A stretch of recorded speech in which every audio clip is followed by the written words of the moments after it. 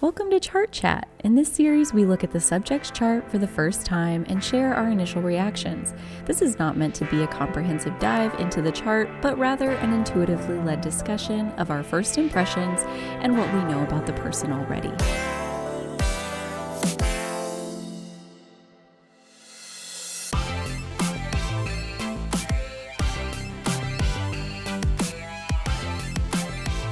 So this is the chart of Raven-Symone,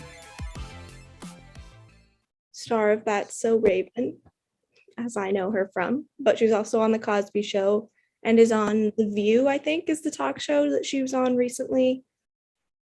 Maybe she's still on it. I'm not totally sure.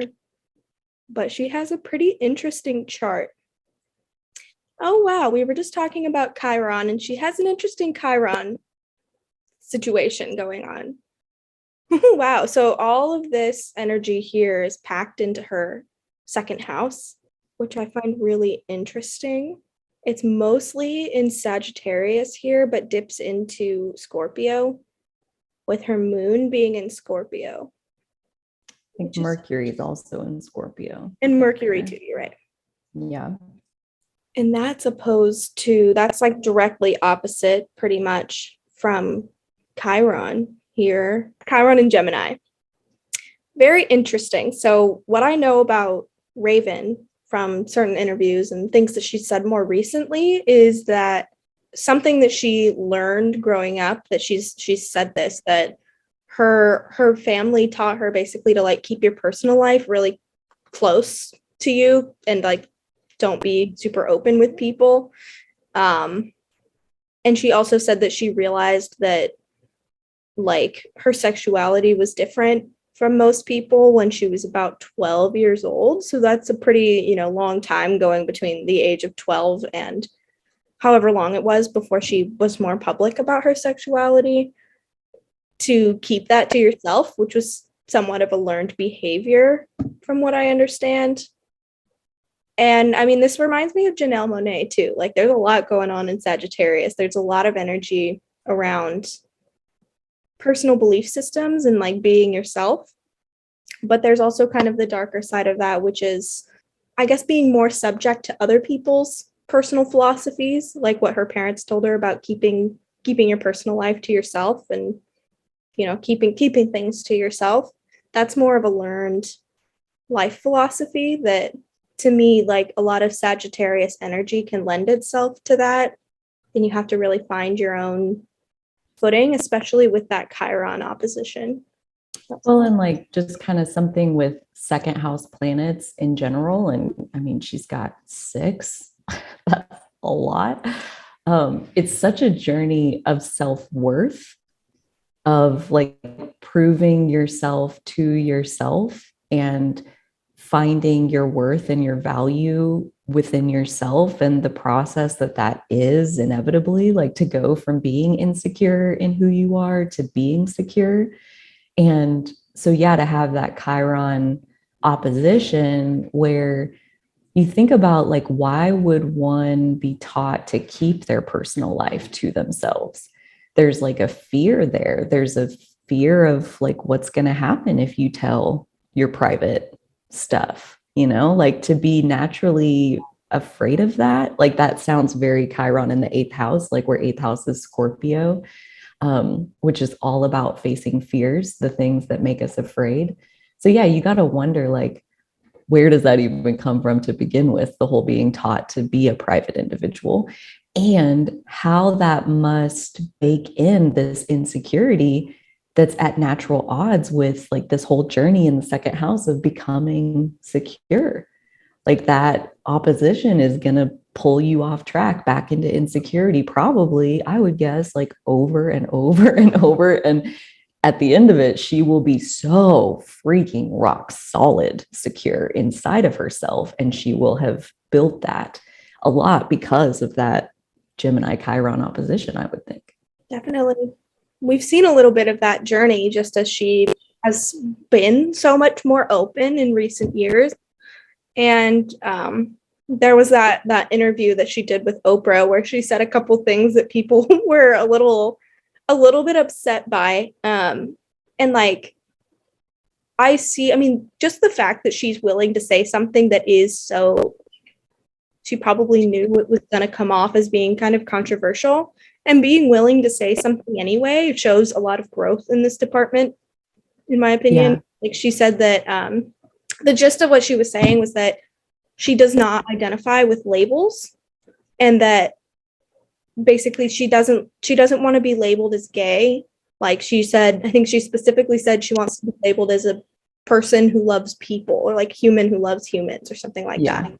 So, you know, I guess there is the label of like pansexual, but she's just saying like, don't label me, and just don't even label me. Let's just not even go there. And then the other one was that she doesn't identify with being African American, but rather just American, because, you know, she was telling Oprah, and Oprah was saying, girl, you're going to get some heat for this. You know, like warned her. You could tell Oprah was like almost even offended herself by what she's saying, and like warning her on behalf of all the other people who were going to get mad. And I'm like, Oprah, I see the hairs on your back of your neck standing up. Like that was kind of, she did. She almost did that Sagittarius second house inner security thing where she doubled back down into restating her clear truth. Yeah. This is what I said. You can make whatever you need to make out of it, but I don't like labels, period.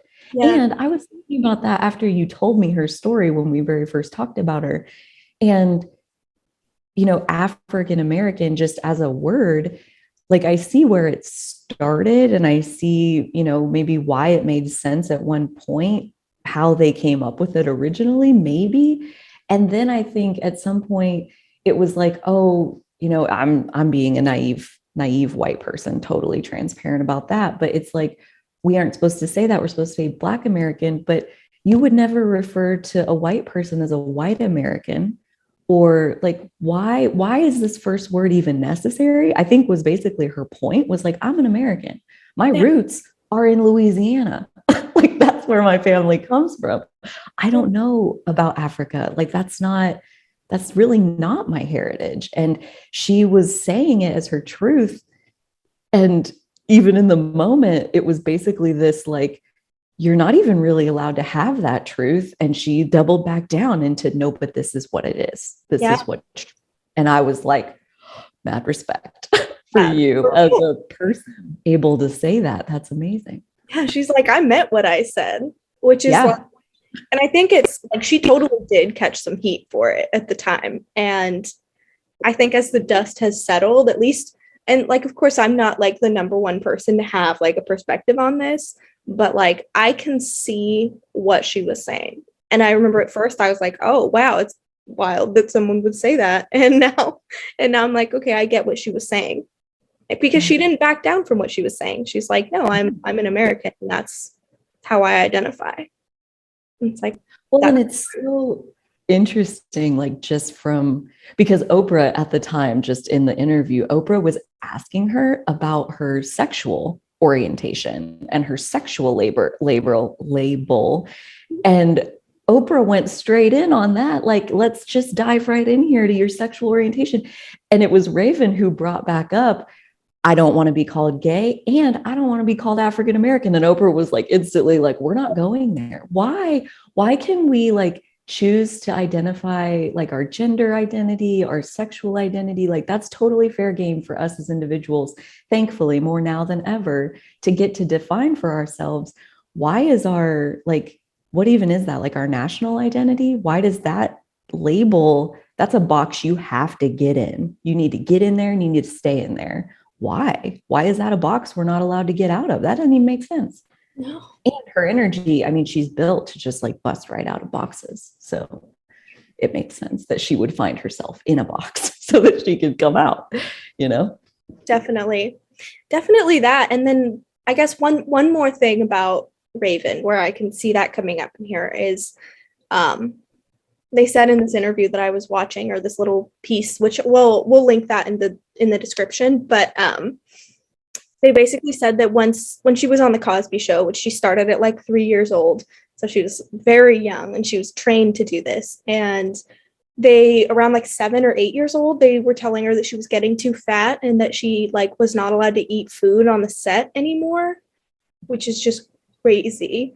And I remember my young self watching That's So Raven. I'm too young for the Cosby Show, but watching That's So Raven, there was like a whole episode about like body image and how like it was like Raven, she like what I don't know, something about a fashion show, and like she was gonna like not be allowed to be in it, but then she just showed up like as herself, you know, just proud to just like be herself. And it was a powerful moment for body image back in the day when there wasn't a whole lot of that kind of like positive narrative around body image. And like she was a part of that. Like that stuck with me for sure. But with all the second house, like right now, it feels like a timely moment to talk about it with all of the two energy we have going on right now. It's the second month of 2022.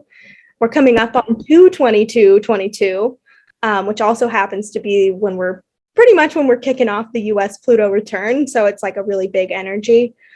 But that energy really has to do, in terms of numerology anyway, it has to do with us, our relationship with ourself, our relationship with the people in our lives, our relationship with the collective, our relationship with the universe. It all has to do with relationships, us and anything and everyone around us. All of those different forms of relationship. And I feel like that's definitely something I see her embodying in her life, is showing us, you know, she accepted herself. She's accepted, you know, she's come so far in like the way that she defines her place in this world and her relationship with herself. Dude, so many thoughts, and yes, agreement with everything. To add, I think going along with the body image piece of her work, and that she's returned to television and she wants to make a difference. And that's one of the ways is, you know, normalizing body positivity or acceptance, whatever you look like. And the first house is very much associated with the body that we're born with. And then the second house is more like our five senses and our sense of physical security in the world.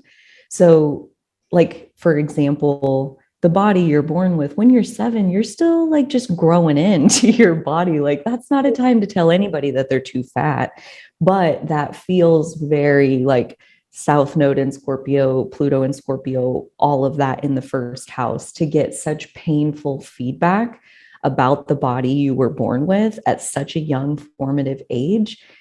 And then plus like that Pluto and Scorpio in the first house is opposite her North Node in Taurus. The North Node just entered Taurus. You want to turn on transits and we can look at that real quick, just because the North Node and South Node are the only thing that move retrograde or backwards usually. So like it entered Taurus at the end. So 29 degrees is where it started. So it's still in the final degrees of Taurus. So it's coming towards her natal North Node, probably here in about a year. She'll be going through her North Node return exactly. But right now, Uranus is kind of sitting on her North Node. So that North Node in Taurus part is definitely like finding your inner sense of self-worth, your inner sense of self-security. But the 7th house part, that's like a Libra North Node, which also happens to be her rising sign, her Mars sign. So yeah, it's very interesting to look at, like, a 7th house North Node especially says that in partnership, you find your deepest purpose. And yet Taurus energy is really about being like stable and secure inside yourself. But I do know from like a really recent interview that I only started to watch that like her current partner, Miranda, I believe, like she is so happy in this relationship, and Miranda just brings this whole other side out of her, just helps her to feel so safe and able to express her deepest truths and all of that. And that sounds like such a dream 7th house type scenario as far as the North Node. I mean, it's not just given to us, these gifts that happen where like life's going so well. Like, it's not given, it's a choice of like, are you willing to expand in this direction or not? And so between all that 2nd house energy plus her Taurus North Node, she at some point had to turn in. I think that was probably maybe she would say like when she left acting, when she was like late teens, early 20s, wherever that was, where she stepped away from acting. She came out, she like got into who she was, and then she came back to acting. So that was like very much, I think, a Taurus second house type process. But for her, because it's in the seventh house, that's also going to lead to that soulmate kind of relationship. And I think they have a YouTube channel together. I meant to look that up, but I didn't get that far. Yeah, I saw a little bit about that. And they like, I don't know, I saw some video where they're like answering questions or something like that. So it's obviously like she's found a partner where she can like do the thing she was taught not to do, which is to like be really close to someone and share everything that's personal about you. And then now they're even taking that a step further and making that public. And so that shows, for me, I mean, that shows like what a progression down her life path. Like she's really been doing some good work in her life, you know? And like she said something about how when she left acting, she went to college and that it was like the first time she felt like she could just be herself. And she realized like, now I can come out because I'm not in the industry, in the acting industry. And so that's just like, yeah, just putting herself in that different environment. Yeah. She specifically referenced, because it's interesting the way you mentioned like fear having a role, you know, and she specifically mentioned like when Ellen came out and how none of that went well. Like that was all pretty bad situation. I mean, obviously now we have other issues with Ellen, but maybe we should look at her chart sometime. But like obviously Ellen became very successful later on. So she was kind of like focusing in on this like nightmare scenario of coming out and was like, well, look what happened to Ellen. Nothing good can come of this. And it's like, that's, you know, there's truth in that. But I think that there was also a lot of fear holding her to that narrative. And it took her removing herself from that environment to be able to see like, or to be able to allow herself that freedom that she needed so badly. Which with all that Sagittarius energy, I mean, personal freedom is something that we grant to ourselves. So the path to get there is like, you got to just turn inward and open the door and like, bam, you're done. But most of us are trying to, especially with this all in the second house, trying to like meet these things out in the physical world instead of doing it internally. And with Saturn, I have Saturn in Sagittarius also, but in the very late degrees. And that's one where I feel like it's almost like helpful. Like, yeah, so that one's Saturn. And then that's, I think, part of the opposition to Chiron. We could look in the aspect table to just double check that that's one of those oppositions. So Saturn and Chiron. Yep. I didn't know that.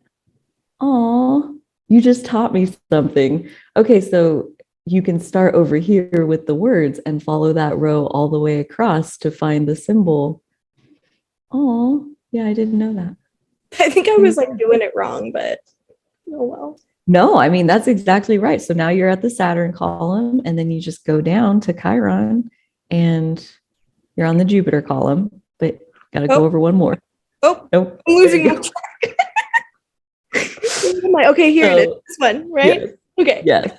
So Saturn is opposite Chiron. So is her Uranus. So is her Venus. So is her Sun. So all four of her Sagittarius placements end up being opposite to Chiron.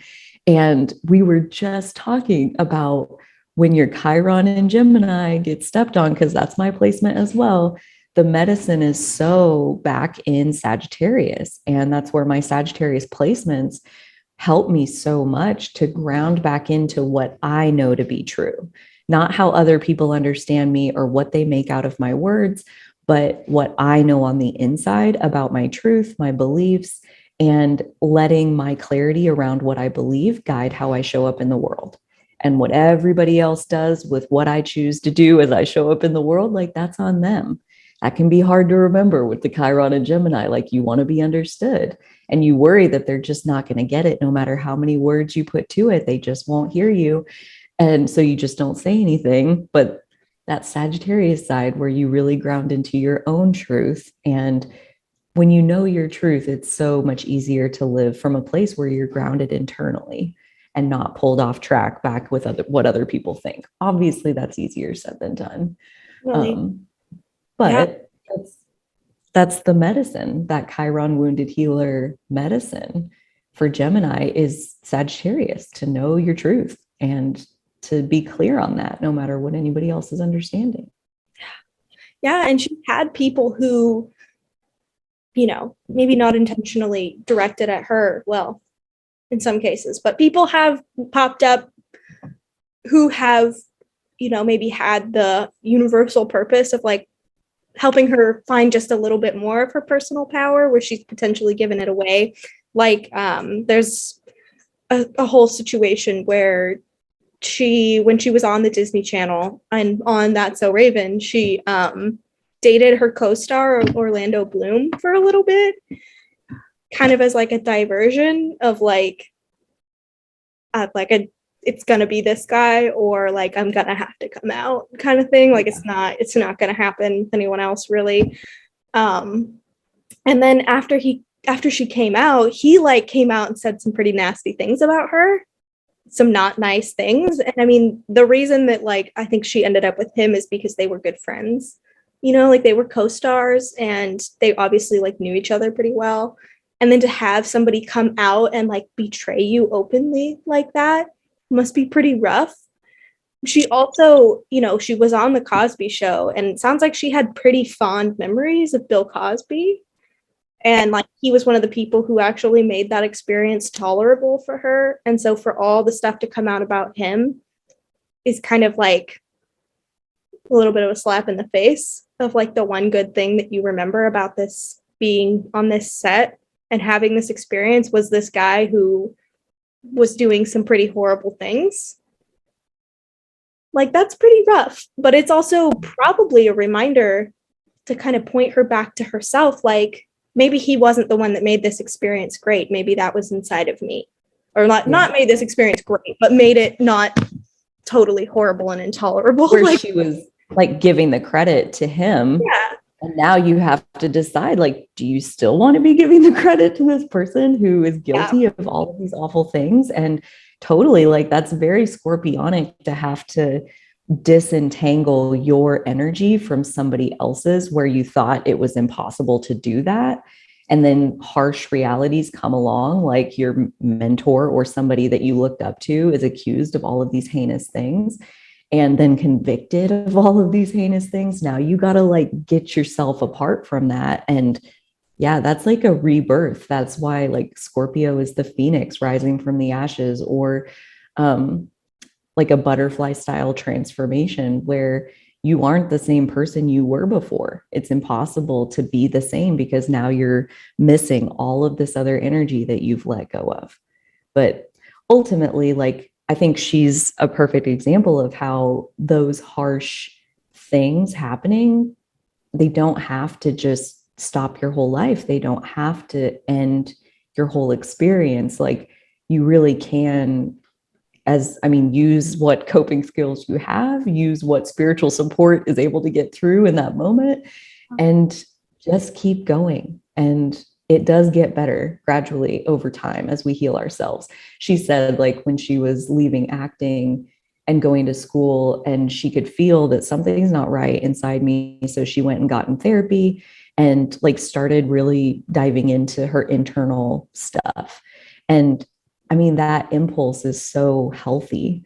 And I'm so grateful that we live in a time where, I mean, really, we're so much more open about mental health and the importance of maintaining your mental health and admitting when you're being overwhelmed by your emotions and your internal world is not a safe place for you to be. Like being able to admit that is so strong.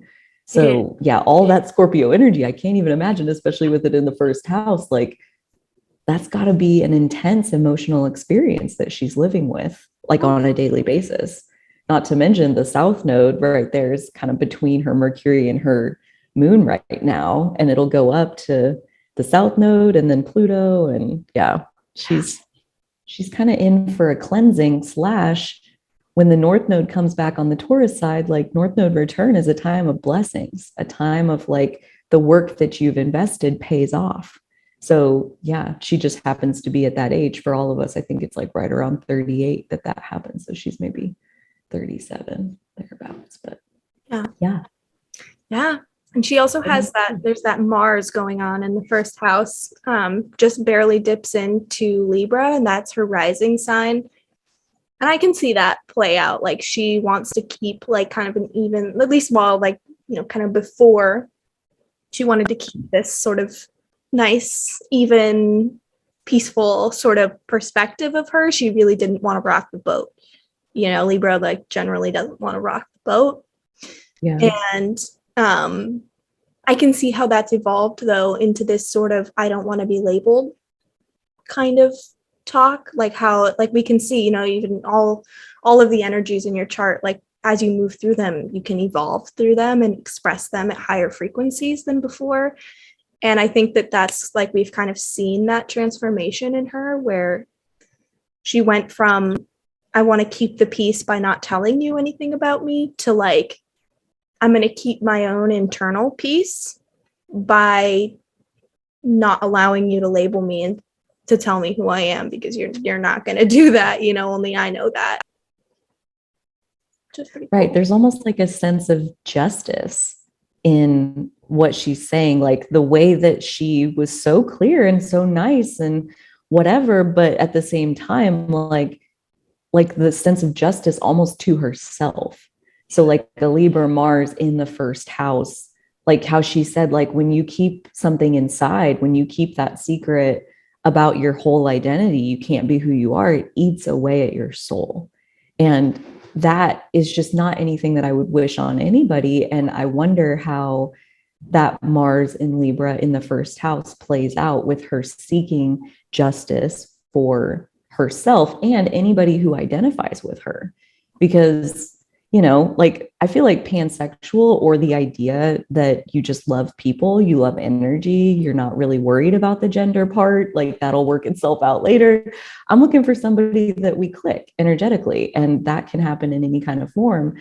Like I feel like that's becoming more common, more prevalent, that more people are identifying that way. And at that point, like, can't we just say like love is love, and just like she said, like literally just do away with the label, like love whoever you want.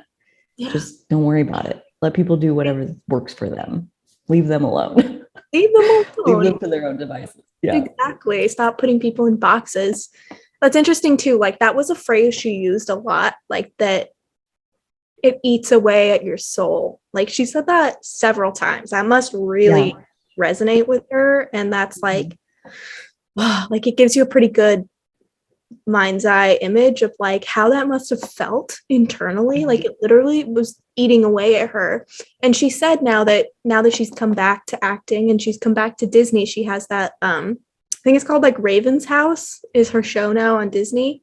And it's like she's grown up Raven and she has kids and she's a mom and everything. And she was saying in an interview that like that's like a big theme of the show is like to not hold who you are inside because it eats away at your soul, and to like show what a home environment looks like where you let your kids be open and be who they are. And so it's like what an amazing way to take her experience to bring it back to the same place where she had such a negative, not necessarily that's where she had the negative experience, but just in show business in general, to like take that lesson back and to turn it into something new that's better and that can teach the message that she's learned. Like that's pretty cool.